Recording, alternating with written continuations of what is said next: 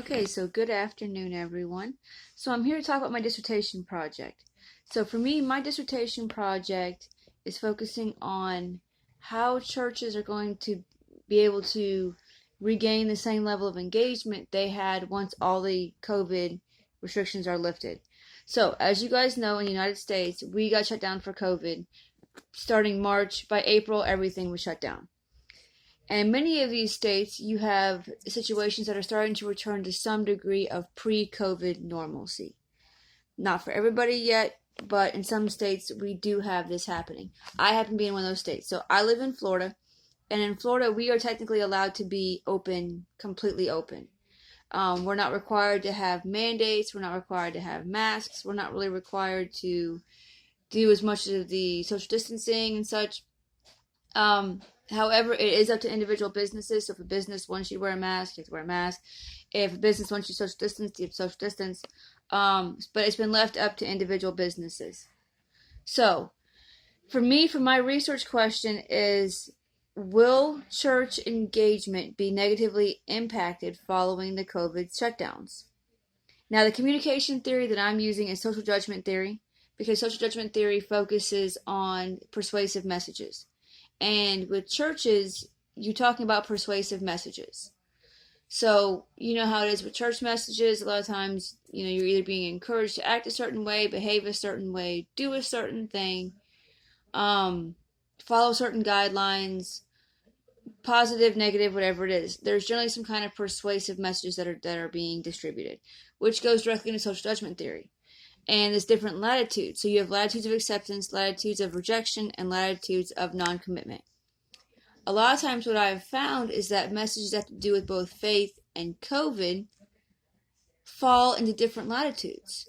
So you may have someone who hears the message and accepts the message as far as latitude of acceptance, but then they turn around and they reject the message as part of a latitude of rejection within different parts of the same message. So my sample is a non-randomized purposive sample because I have specific requirements for my sample. First off, this person has to be a member of church leadership. I need church leadership because they have access to specific data that will be helpful regarding the data that I need. They also need to live in the Tampa area. Because Tampa is a major metropolitan area, other metropolitan areas can use our data to see how what we do is going to work for them. Okay. They also must have existed as an in-person or hybrid church prior to COVID. If they've been solely virtual since their existence, that's not really going to work as far as this particular study. They must have moved to a virtual setting during the COVID shutdowns. Not all of our churches moved to virtual settings. Some chose to do smaller gatherings but more often. Some chose to do phone meetings. Some chose to just wait it out and not meet again until the COVID restrictions were over.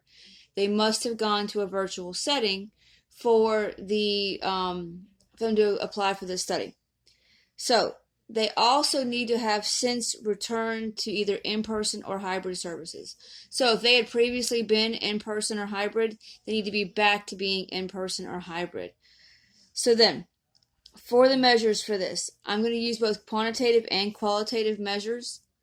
So there will be some observational data that I will go into some of these churches and see. I'm going to do some interviews. I'm going to do some surveying. I know those things for sure as far as both quantitative and qualitative measures. And then I'm going to do some statistical analysis, most likely using a multiple regression to determine the effect of this particular these COVID shutdowns on the different church engagements.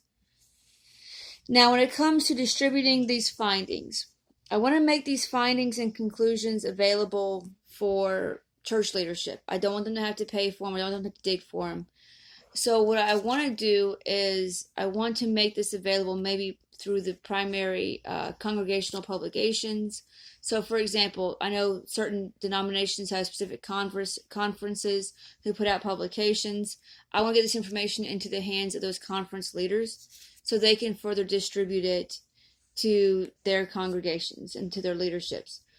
If there's a better way, I am more than willing for feedback. I would love to hear some feedback as far as how to distribute this particular information, because I would really like to get this information into the hands of people who are interested in it. So I hope you enjoyed our video. I am looking forward to your feedback, and I hope you enjoy the rest of your evening. And good luck with your dissertations as well. Have a good day.